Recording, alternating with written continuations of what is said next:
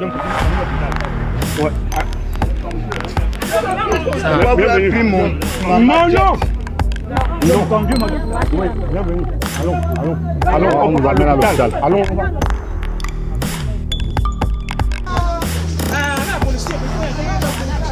Sénateur Mbamba qui est venu avec son garde du corps arrêter les gens.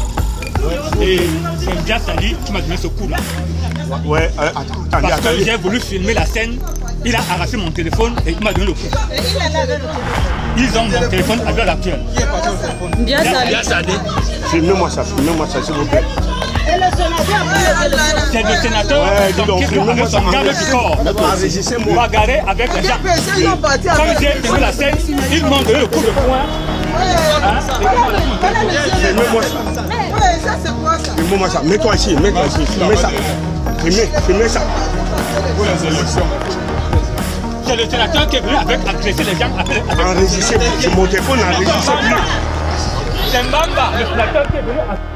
Bonjour, je suis obligé de m'arrêter un instant pour constater, et ce, malheureusement, deux choses.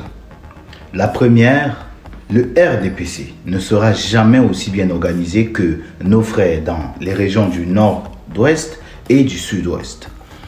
Deuxième chose, le parti au pouvoir est tombé si bas, c'est-à-dire dans une forme de nuit noire où couteau et machette ont sacrifié la stabilité du parti au nom des égos et de l'absence criarde de celui que certains s'efforcent encore d'appeler président du parti, M. Paul Biya. Déjà, il faut savoir que le Cameroun est l'un des pays dans le monde qui parle le mieux français, c'est-à-dire une expression claire, lucide et raisonnée. Pourquoi je vous raconte tout cela du Cameroun? Eh bien, c'est parce que la façon dont vous vous exprimez détermine aussi votre niveau de compréhension et d'analyse d'une langue. Partant de là, souvenons-nous de ce qui s'est passé il y a exactement 2 années. Alors que la diaspora affirme que le président de la République du Cameroun n'est plus, j'ai moi-même, en ce qui me concerne sur ma chaîne Facebook, démontré l'incompétence notoire de ceux-là qui s'amusaient à organiser des découpages vidéo pour faire croire en la vie ou bien à l'exercice du pouvoir exécutif par M. Paul Biya.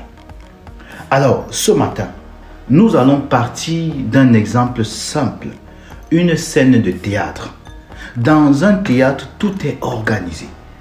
Chacun a un rôle, du souffleur au rôle principal, ou alors chaque fois que vous balayez la scène du regard de la gauche vers la droite, vous avez une suite organisée de rôles repartis de façon magistrale.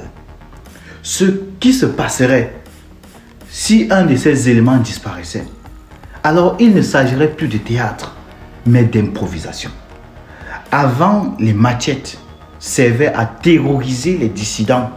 Aujourd'hui, le RDPC, parti au pouvoir, officiellement devenu parti des machettes, insultant, bagarrant avec des machettes aiguisées au nom du renouvellement des organes de base.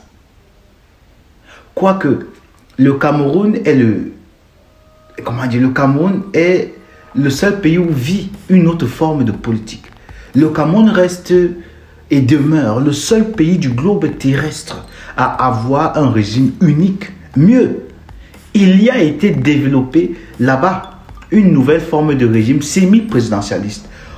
On aurait dû y penser, puisque la manœuvre n'a rien de compliqué. En soi, vous enlevez juste le président et vous présidentialisez sa photo et le tour est joué. Vous avez donc un régime semi-présidentialiste sans président. Alors que le président disparu est le chef du RDPC. Le fait de voir les membres de ce parti se déchirer ainsi démontre simplement que la partie la plus forte du parti ne croit plus en ce parti. Pour que vous me compreniez bien, la base d'un parti veut dire quoi? Déjà, il est nécessaire de se poser cette question. Comme en toute chose, la base représente la fondation, la pierre angulaire, ce sur quoi le reste est bâti. Sans elle, rien n'aurait été organisé. Alors, chers amis de Facebook, relions donc des faits. Avec Biya, jusqu'en 2018, la base ne se plaignait jamais, du moins pas ainsi. Le mythique duo Pain Sardine accompagnait les militants de ce parti dans les heures même les plus noires de leur vie. En 2019 a sonné donc la mort du fameux couple Sardine et Pain Sardine, avec elle la disparition aussi de Paul Biya, qui à son tour entraîné le parti dans les limbes ténébreuses, dans le règne de la violence, des routes bloquées, des machettes baladeuses et les boycotts électoraux.